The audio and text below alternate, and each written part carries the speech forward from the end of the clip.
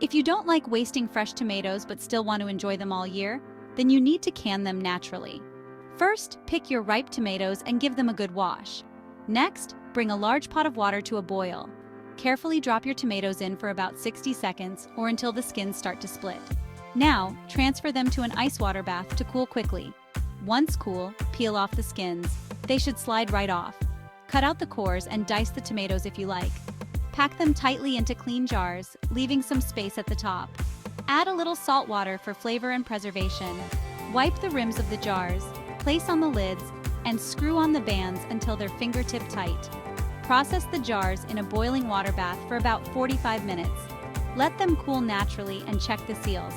Now you've got delicious home-canned tomatoes to enjoy all year round. Happy canning! For more tips on how to live a healthier and happier life with healthy eating, click the link in my description. Happy canning!